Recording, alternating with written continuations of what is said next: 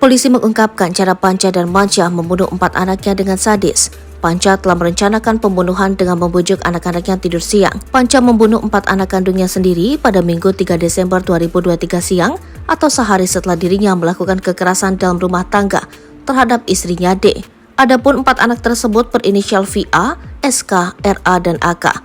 Wakasat Reskrim Polres Metro Jakarta Selatan, Kompol Henrikus Yosi mengatakan, Panca awalnya terlebih dulu mengajak anak bungsunya yang berusia 1 tahun untuk ke kamar. Saat itu, Panca berdalih ingin menidurkan anaknya, sedangkan 3 anak lainnya berada di ruangan lain. Yang bersangkutan ini melakukan aksi kejinya mulai dari anak yang paling kecil yang umur 1 tahun. Saat itu dengan dalih ingin menidurkan anaknya, kata Yosi kepada wartawan di Polres Metro Jakarta Selatan.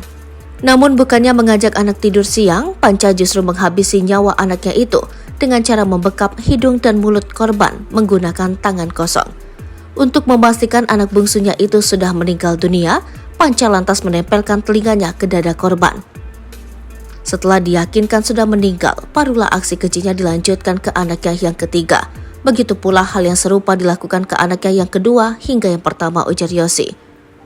Bahwa ketika aksi kejinya itu dilakukan satu-satu. Jadi ketiga anak lain itu tidak mengetahui, jadi satu persatu dilakukan secara bergiliran, tambahnya.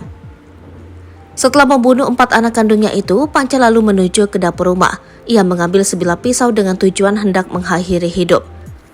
Tersangka ini mengambil pisau dapur dan selanjutnya mencoba untuk melukai dirinya dengan cara melukai pergelangan tangan kanan dan kirinya, kata Yosi. Selain melukai pergelangan tangan, Yosi menyebut Panca juga berusaha menusukkan pisau tersebut ke perutnya.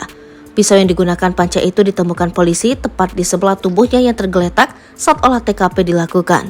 Yang bersangkutan melukai bagian perutnya dengan cara menusukkan pisau dapur yang ditemukan pada saat olah TKP. Berada di sebelah badannya itu dipakai untuk menusuk perutnya, ujar dia.